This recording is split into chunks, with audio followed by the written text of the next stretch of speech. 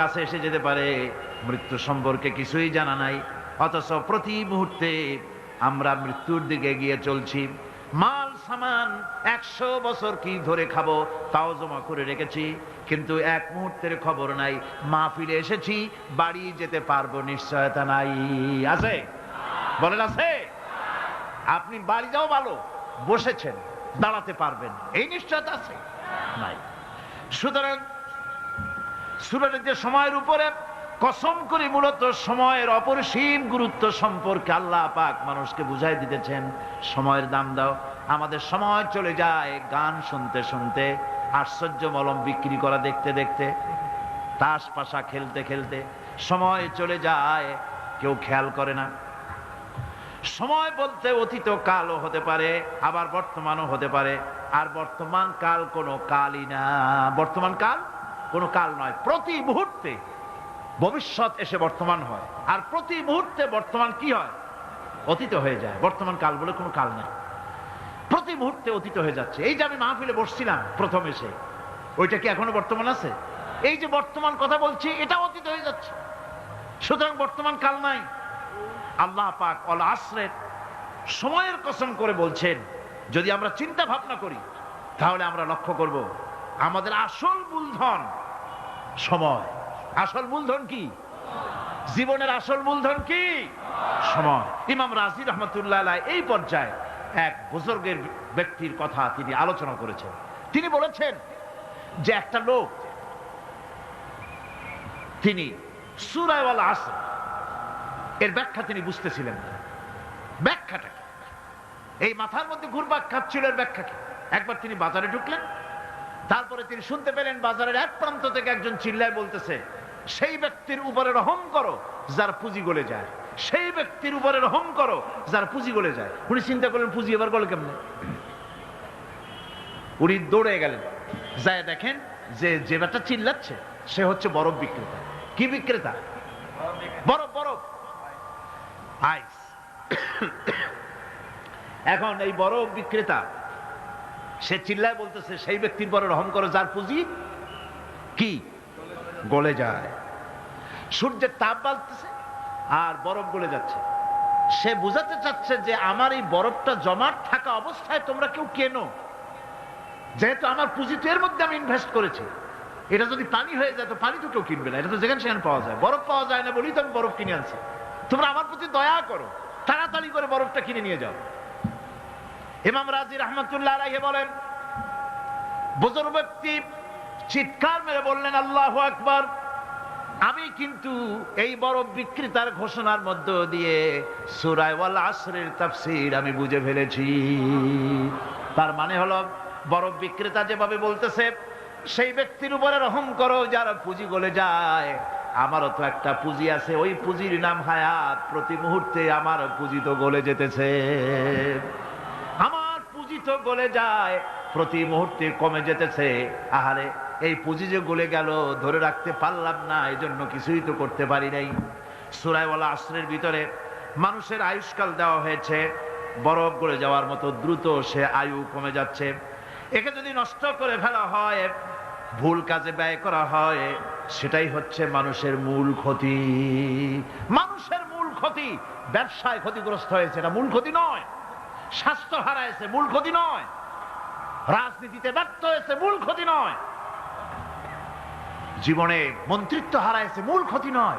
মূল ক্ষতি প্রতি মুহূর্তে সময় নষ্ট হচ্ছে, এটাই মূল ক্ষতি। ভাইরা, কিয়ামতের দিন জান্নাতীদের কোনো দুঃখ থাকবে না, সকলের দুঃখ থাকবে। জান্নাতীদের কোনো দুঃখ থাকবে নাকি? থাকবে, থাকবে। জান্নাতীদের মনের মধ্যে একটা দুঃখই থাকবে। ভালো করে শুনুন, জান্নাতীদের মনের মধ্যে একটা দুঃখই হবে।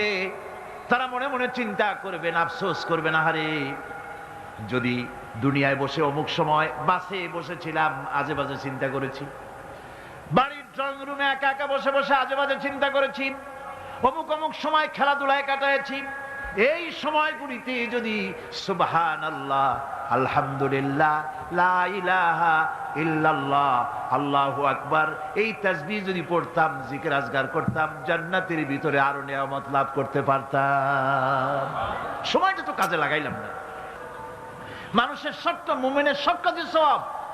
ওয়াকুলু লিন্নাসি হুসনা, মানুষের সঙ্গে ভালো ভালো কথা কও, মানুষের সঙ্গে হাসি মুখে কথা কও। একজনের সাথে হাসি মুখে কথা বললেন, আপনার একটা সদকা দেওয়ার মতো সমান সওয়াব আমলনামায় লেখা হয়ে গেল। ভালো ভালো কাম করো। বন্ধুগণ,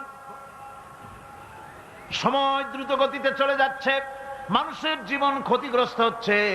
ক্ষতি থেকে বাঁচতে পারবে 4টা গুণ যার মধ্যে আছে, বাকি সব ক্ষতিগ্রস্ত হয়ে যাবে।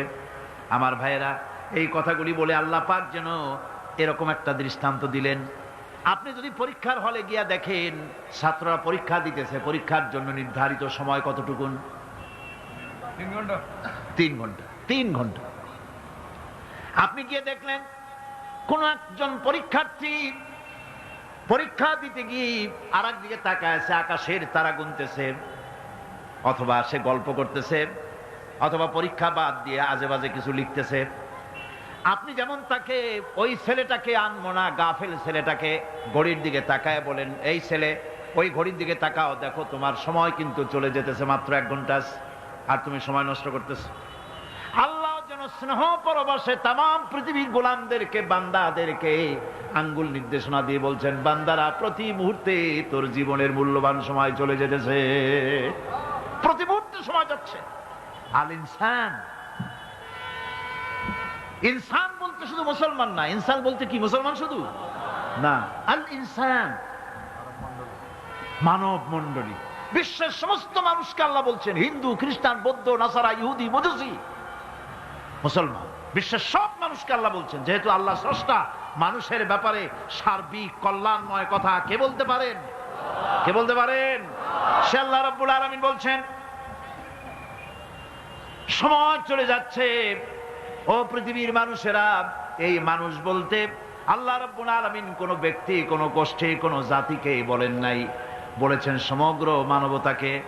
এর অর্থ হচ্ছে সূরাটিতে উল্লেখ্য 4টি গুণ যদি আমল করতে পারে লোকেরা, যেই ব্যক্তি করবে, যেই সমাজ করবে, যেই রাষ্ট্র করবে, যেই গোষ্ঠী করবে, যেই জাতি করবে, তারাই ক্ষতি থেকে বেঁচে যাবে। আর যারা করবে না তারা ক্ষতিগ্রস্ত হবে। কি হবে বলুন? এখন আল্লাহ পাকের কথা শুনুন। আল্লাহ পাক বলছেন, ওয়াল আসরি ইন্নাল ইনসানা লাফি খুসর। খুসর, খুসরিন, এই যে খুসর, খাসারা, এই শব্দটা হচ্ছে আবিধানিক অর্থে ক্ষতি, হচ্ছে লাভের বিপরীত। লাভের বিপরীত কি? ক্ষতি। নাফা, এই নাফার বিপরীত কি? নোকসান। খাসারাটা কি? নোকসান বলা হয় পুঁজি 50,000 খাটাইছিলাম, লাভ করতে পারি নাই, পুঁজি ঠিক আছে, এটাকে বলা হয় নোকসান। এটাকে কি বলা হয়? নোকসান। কিন্তু আমি পুঁজি খাটিয়েছিলাম 50,000 টাকা, লাভ তো হয়ই নাই, পুঁজিও চলে গেছে, আমও গেছে, ছালাও গেছে, আমও নাই, ছালাও নাই। এইটারে আরবিতে কি বলা হয়? খাসার, দেউলিয়া। দেউলিয়া হয়ে গেছে। দেউলিয়াটা বোঝেন ভালো আপনারা, দেউলিয়া হয়ে গেছে। কোরআন লাভ বা সাফল্যের ধারণা যেমন নিছক পার্থিব নয়, সমৃদ্ধির কথা শুধু পার্থিব নয়, জন্ম থেকে শুরু করে মৃত্যু পর্যন্ত। কোরআনের লাভের কথা যখন বলা হয় তখন জন্ম থেকে মৃত্যু পর্যন্ত, আখিরাত পর্যন্ত, কিয়ামত পর্যন্ত। ক্ষতিটাও জন্ম থেকে শুরু করে মৃত্যু পর্যন্ত, কিয়ামত পর্যন্ত ক্ষতিটাও। এই ক্ষতি থেকে বাঁচবার জন্য কোরআনে কারিমে বিভিন্ন জায়গায় এই খাসারা শব্দ ব্যবহার করা হয়েছে। আল্লাহ রাব্বুল আলামিন বলছেন, ওয়ামান খাফফাত মাওয়াজিনুহু ফাউলাইকাল্লাযীনা খাসিরু আনফুসাহুম বিমা কানু বিআয়াতিনা ইয়াযলিমুন। যাদের পাল্লা ভারী হবে কিয়ামতে তারাই হবে সফলকাম, আর যাদের পাল্লা হালকা হবে, নেকির পাল্লা, নেকির পাল্লা যাদের হালকা হবে তারা হবে ক্ষতিগ্রস্ত। তারা নিজেদের ক্ষতি, নিজেরাই ক্ষতি সাধনকারী হবে কিয়ামতের দিন। কাজে মানুষের জীবনের সমুদয় কার্যাবলীর ভালো অংশ যদি খারাপ অংশের উপরে বিজয়ী হয়, তারপরে খারাপ অংশ পাওনাদারদের দিয়ে টিয়া, এরপরে যদি নেকি কিছু বাকি থাকে, তাহলে বোঝা গেল লোকটা কিয়ামতে নাজাত পাবে। আর যদি ভালো কাজের উপরে খারাপ কাজ বিজয়ী হয়ে যায়, আর সমস্ত পাওনাদারদেরকে পাওনা মিটাইয়া তারপরেও পাপ বাকি থেকে যায়, এক চাইতে খাসারা পৃথিবীতে আকাশে জমিনে কিছুই আর হবে না। এর থেকে বাঁচার জন্য আল্লাহ পাক এই খাসারা থেকে বাঁচার জন্যই মানুষকে এই কথা বলছেন। এই কথাটি কোরআনে কারীমের অন্য একটি আয়াতে আরো সুন্দর করে বলা হয়েছে, যারা নাকি এই দুনিয়ার বুকে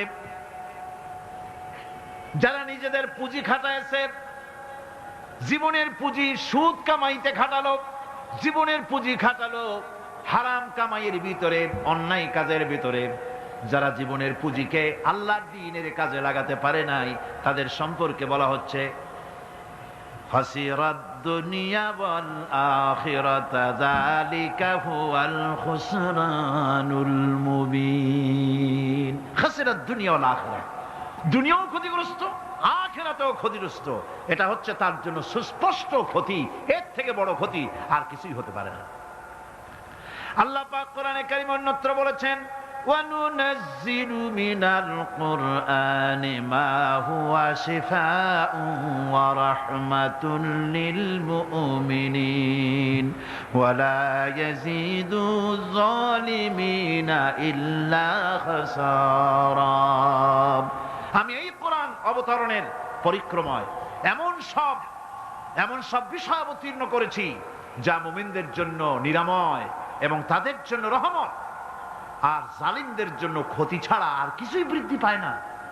জালিমদের জন্য ক্ষতি বৃদ্ধি পায়, আর যারা মুমিন তাদের জন্য এর মধ্যে নিরাময় আছে, এর মধ্যে রহমত আছে। অর্থাৎ যারা এই কোরআনকে যারা নিজেদের আইনের কিতাব হিসাবে গ্রহণ করেছে, কোরআনকে তাবিজের কিতাব হিসাবে নয়, ধর্মীয় কিতাব হিসাবে নয়, কোরআন সংবিধান। কোরআন কি? কোরআনকে যারা সংবিধান হিসাবে মেনে নিয়েছে, কোরআনকে যারা সংবিধান হিসাবে গ্রহণ করলো, ব্যক্তি, পরিবার, সমাজ ও রাষ্ট্রে, তাদের যাবতীয় মানসিক, বুদ্ধিবৃত্তিক, নৈতিক, তামাদ্দুনিক রোগের নিরাময় হবে, এর দ্বারা শান্তি হবে। কিন্তু যেসব জালিম এই কোরআনকে প্রত্যাখ্যান করেছি, কোরআনকে যারা মৌলবাদীদের কিতাব বলে, কোরআনের কথা বললে মৌলবাদ বলে গাল দেয়, তারা তাদের কপালকে পোড়াইয়া ছাই বানাইয়া দিছে, তাদের কপাল ভস্মীভূত করে দিয়েছে। আমার দেশে, এই দেশটা কি মুসলমান বেশি না অন্য জাতি বেশি? কোন? জোরে কোন? মুসলমান সবচেয়ে। খুব লক্ষ্য করে শোনেন, এই দেশে সবচেয়ে মুসলমান বেশি, ইন্দোনেশিয়ার পরে। পৃথিবীর দ্বিতীয় বৃহত্তম মুসলিম দেশ হলো কোনটা? বাংলাদেশ। এই দেশে ইসলামরে যত গালি দেওয়া হয়েছে, কোরআনকে যত গালি দেওয়া হয়েছে, আলেমদেরকে যত গালি দেওয়া হয়েছে,